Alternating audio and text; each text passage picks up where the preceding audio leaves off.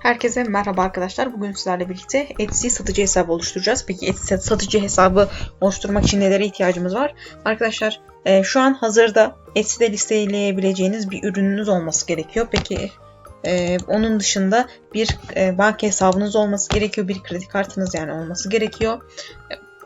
Ve kimlik doğrulaması yapacaksınız. Yani elinizin ulaşabileceğiniz bir kimlik kartınız, pasaportunuz, benzeri bir şeyiniz olması gerekiyor. Peki Etsy satıcı hesabı oluştururken oluşturacağınız dijital ürünü nasıl oluşturabilirsiniz? Bunu size göstermek istiyorum. Satıcı hesabı oluşturma kısmına geçmeden önce buradan videolar kısmına gelin arkadaşlar, kanalımın. Burada zaten gördüğünüz gibi farklı print on demand'la satış yapmak istiyorsanız onunla ilgili bir videom var. Wall art satış yapmak istiyorsanız onunla ilgili bir videom var. Tişört tasarlayıp satmak istiyorsanız onunla ilgili bir videom var. Ya da burada Etsy'de satacak ürün fikirleri istiyorsanız onunla ilgili bir videom var. Ne bileyim, dijital ürün, davetiye, planlayıcılar oluşturmak istiyorsanız onlarla ilgili bir videom var. Buralardan yardım alabilirsiniz. Bunları geçiyorum. Sizin şu an elinizde bir ürünün olduğunu varsayıyorum arkadaşlar. Burada gördüğünüz gibi zaten eğer hiç yoksa da bu videoları izleyerek, hatta burada da bir oynatma listesi mevcut. Oynatma listesinden de bakarak bir şey oluşturabilirsiniz. Bir tasarım oluşturabilirsiniz. Zaten şu an elinizde bunların hepsinin mevcut olduğunu varsayarak videoya devam ediyorum. Şimdi yapmamız gereken arkadaşlar, Etsy'ye geleceğiz. Şu an sıfırdan oluşturacağım hesabı. Onun için bir sorun yaşayacağımı düşünmüyorum. Burada zaten Etsy'de yarattığınızda gördüğünüz gibi etsy.com en üstte çıkıyor. Etsy'ye geliyorsunuz. Şöyle bir sayfa sizin karşınıza çıkıyor arkadaşlar. Şu İngilizce dilini daima çevir diyorum ben. Hani işimize yarayacak. Çünkü çok iyi bir İngilizce seviyeniz varsa tabii ki çevirmeyebilirsiniz. Yoksa da bu çeviriyi kullanabilirsiniz. Sizin için bir şey olmaz. Burada kayıt olmak diye bir bölüm var gördüğünüz gibi. Bu kayıt olmaya tıklıyoruz. Kaydınız varsa, bir hesabınız varsa direkt buraya e-posta ve şifrenizi girerek kayıt olabilirsiniz. Ben şu an hiç hesabım yokmuş gibi davranacağım. Register diyorum, kayıt ol diyorum. Buraya mail adresimi, ismimi ve mesela Facebook adresiniz ve Google hesabınız varsa Google hesabınıza giriş yapabilirsiniz. Ben şu an yeni bir hesap oluşturacağım arkadaşlar. Buraya mail adresimi giriyorum. Ya da direkt şu mail adresimi kullanmak istiyorum. Buraya ben bir isim girmemi istiyor. Ne girebilirim? Ben kanalımın ismini giriyorum. Sonra bir şifre istiyor benden. Yine burada bir şifre kullanacağım. Siz de kendinizin bilebileceği bir şifreyi kullanabilirsiniz. Register diyorum arkadaşlar. Ve hemen basit bir şekilde hesabımı oluşturuyor gördüğünüz gibi. Şimdi arkadaşlar hesabımı oluşturdu. Şöyle göstereyim. Bağımsız yaratıcıları bağlayın vesaire vesaire. Şimdi şurada bildirim gelmiş. Bunu da kapatıyorum. Satıcı hesabı oluşturmak için arkadaşlar şu üst sekmede, şu bildirimlerin kalbin yanında arkadaşlar kendi profiliniz var, hesabınız var gördüğünüz gibi. Burada zaten satın almalar, mesajlar, teklifler vesaire hepsi gözüküyor. Burada Etsy'de satış yapın diye bir bölüm var. Buraya geliyorsunuz, tıklıyorsunuz ve başlıyorsunuz buradan. Milyonlarca müşteri mağazanızda neler olduğunu görmek için sabırsızlanıyor. Burayı tabii ki siz ekstra olarak şey yapabilirsiniz. İnceleyebilirsiniz. İlan ücreti var arkadaşlar gördüğünüz gibi. Ama ilk 40 ilanda bir şey ödemiyorsunuz. Bir ücret ödemiyorsunuz. İşte burada zaten site dışı reklam ücreti vesaire hepsini burada vermiş. Burayı inceleyerek şey yapabilirsiniz. Mağazanızı açabilirsiniz. Burada Etsy mağazanızı açın var. Etsy mağazanızı açına tıklıyoruz arkadaşlar. Sonra bizi böyle bir ekran karşılıyor. Hoş geldin cennet. Mağazanızı hayata geçirmemize yardımcı olacağımız için çok heyecanlıyız. Başlamak için sizi ne yaptığınızı biraz tanıyacağız. Arkadaşlar bunları doldurmak zorunda değilsiniz. Bu soruyu tıklayarak bu soruları geçebilirsiniz. Ama istiyorsanız doldurun. Ben doldurmanızı tavsiye ediyorum. Ben ilk defa satmaya başlıyorum. İşaretliyorum. İlk defa satış yaptığınızı düşünerek. Yardım etmek istediğim bir şey var mı? İstediğiniz kadar konu seçin. Büyümenize yardımcı olacak kaynakları paylaşacağız. Burada Bilmediğiniz şeyleri seçin arkadaşlar. Ne satacağımı karar veremediyseniz, öğelerin fotoğrafını nasıl çekeceğinizi bilmiyorsanız, mağaza vesaire, buradan hepsini seçebilirsiniz. Öğeleri fiyatlandırmayı kestiremiyorsanız bunu seçebilirsiniz. Uluslararası satış mesela. Ben bunu seçip geçiyorum. Sonra şimdi eğlenceli kısım zamanı, dükkanımızı açıyoruz. Şimdi dükkanımızı açarken burada alışveriş dili İngilizceyi seçmenizi tavsiye ediyorum. Çünkü burası Amerika şeyi biliyorsunuz. Amerika bazlı bir site. Yani yurt dışı bazlı bir site daha doğrusu. Burada alışveriş ülkesini Türkiye ve Türk lirası olarak seçmenizi tavsiye ederim. Kaydet ve devam et diyorum. Buraya dükkana bir isim vermemi istiyor. Mesela bu dükkana bir isim verin. Şöyle. Hatta burada da zaten altta şeyler çıkıyor. Benim için örnekler çıkartıyor. Mesela ben böyle saçma bir isim vermek istiyorum. Yani dizaynı düzgün yazabilirdim ama geçiyorum. Sonra kaydet ve hatta ya bunu böyle yapmayayım. Belki bu hesabı kullanırım. Direkt DNTK Shop. Okey. Şöyle bir hesap verip isim verip geçiyorum. Kaydet ve devam et diyorum arkadaşlar. Sonra yeni bir sekmeye atıyor. Bu adımları tek tek doldurmamız gerekiyor. Şimdi arkadaşlar size ilk videoyu açarken söylemiştim ki elinizde bir ilanınız, bir ürününüz olsun. Dijital veya fiziksel bir ürününüz olsun ve bununla ilgili bir fotoğraflar elinizde olması gerekiyor. Şimdi buraya fotoğraf ekleyeceğiz. Şuradan kanal geliyorum. Şu mesela benim yükleyeceğim videolarım bir tanesinin şeyi. Bunu yüklemeye çalışıyorum. Şimdi bunlar yüklenmeyebilir. Sorun yaşayabiliriz. Evet bakın. 2000 ile 2000 olması gerekiyor. Peki bu boyutlandırmayı nasıl yapabilirsiniz? Onu size göstereyim. Eğer isterseniz şöyle kaydediyorum. Bakalım kabul edecek mi? Bu boyutlandırmayı arkadaşlar şu şekilde ayarlayabilirsiniz. Böyle Canva'ya gelin.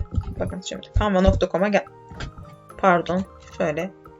Canva.com'a gelin. Mesela elinizdeki fotoğrafların boyutlandırması buraya sığmadığını şu anki gibi varsayıyorum. Gelin arkadaşlar. Açılsın. Evet, özel boyuta. Bakın bizden kaç istiyor burada? Hemen bakalım. Kaç istiyor bizden? 2000 piksel boyutunda istiyor. Buraya 2000'e 2000 girin. Piksel yeni tasarım oluştur diyorum. Bu boyutlarda bana bir ekran açıyor. 2500'e 2500'e girebilirsiniz tabii ki. Buradan yüklemelerden bir tane herhangi birini seçip şimdi kaydedeceğim. Şu benim bana özel oluşturduğu bir şeydi. Canva'nın. Mesela bunu logo yapacağım ya da indir diyorum. Bakın 2000'e 2000. İndir diyorum. Şimdi bunu indireceğim ve oraya yükleyeceğim. Siz de bu şekilde boyutlandırabilirsiniz. Ya da elinizdeki tasarımı evet buraya kaydedebilir. Buradan yeniden boyutlandır kısmı var gördüğünüz gibi. Yeniden boyutlandıra tıklayarak yeniden boyutlandırabilirsiniz. Şimdi buraya geliyorum. Şimdi bunu değiştireceğim. Şöyle buradan siliyorum. Fotoğraf ekle diyorum. Bakın bu yeni şeyimi buraya ekliyorum. Bu yüklensin. Devam ediyorum. Elinizde bir video varsa, video yoksa bile mesela dijital ürününüzü buradan animasyon haline getirip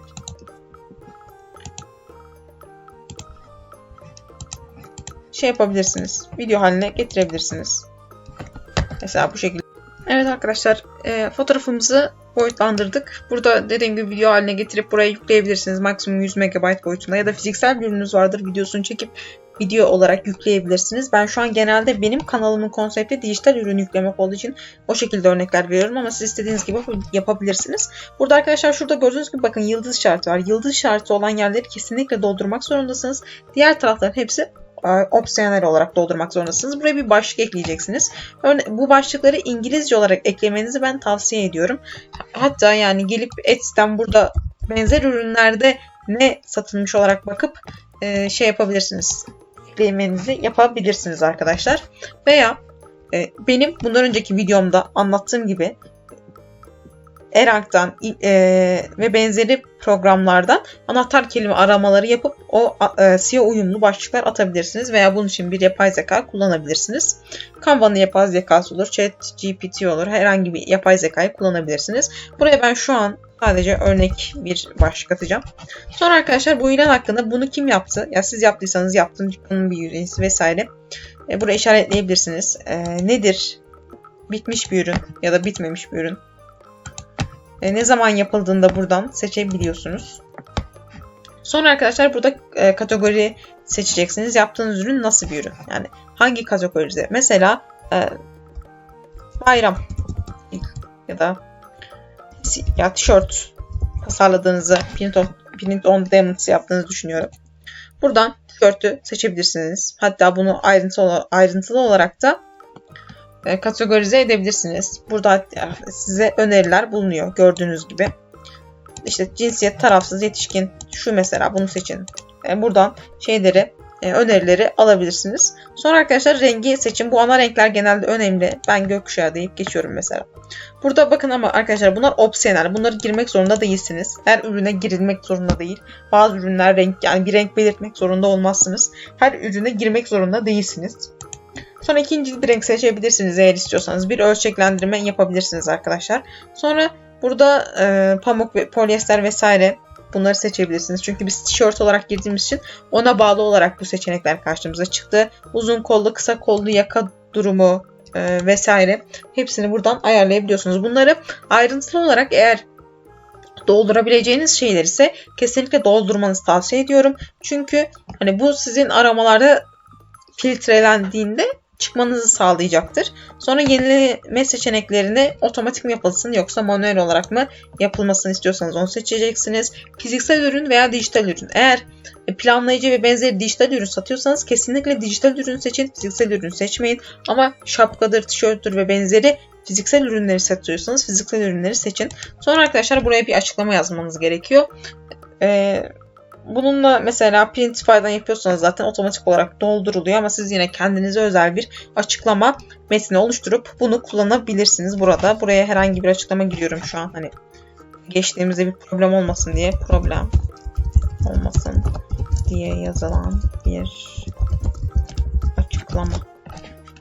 Sonra arkadaşlar burada bir üretim ortamınız varsa onu ekliyorsunuz. Sonra arkadaşlar bu etiketleri Erank'ı çok kullanmanızı tavsiye ediyorum. Çünkü çok yararlı yani bu etiketlerde ya da gelip burada kendiniz etiket analizi yaparak kullanabilirsiniz. Buraya geliyorum mesela. Burada satılan ürünlerde en çok hangi şeyler kullanılmış? Buradan bakabilirsiniz. Bunun için tabii ki de bir eklenti söylemiştim. Bir önceki videomda Everbee'yi de kullanabilirsiniz arkadaşlar. Orada zaten ayrıntı olarak nasıl kullanacağınızı anlattım diğer videoda. Şimdi burada gereksiz zaman almak istemiyorum. Mesela buraya etiket ekliyorum. Dijital planner. Şuraya yazacağım şimdi. Yani burada işte mesela buna benzer etiketler ekleyebilirsiniz. Zaten Erank'ta da bu etiketleri nasıl kullanabileceğinizi de anlattım. Sonra arkadaşlar varsa malzemeleriniz buraya malzeme isteğe bağlı gördüğünüz gibi bu etiketler de opsiyonel ama ben kesinlikle bu 13 hakkınızın 13'ünde kullanmanızı öneriyorum. Sonra arkadaşlar burada fiyat. Bakın arkadaşlar burada çok sıkıntı oluyor. Şimdi siz eğer print on demand yaptığınızı düşünüyorum. Bir yabancı bir siteden bu Printify gibi bir siteden yaptığınızı düşünüyorum. Lütfen kargo maliyetinizin dolar üzerinden olduğunu, üretim maliyetinizin dolar üzerinden olduğunu, orada ürün listeleme maliyetinizin dolar üzerinden olduğunu unutmayın. Buraya fiyat girerken bakın TR'ye, Türk lirasını girin. Mesela sizin maliyetleriniz 60 dolar. Üzerine 20 dolarlık bir kar koymak istiyorsunuz. Buraya 80 TL yazmayın lütfen. Çünkü burası TR'ye bakın arkadaşlar, Türk lirası. Buraya gelip mesela 80 dolar kaç TL? Bakmam gerekiyor. Bilmiyorum yani şu an. Kafadan yapabileceğim bir şey değil. Tabii yüklenirse.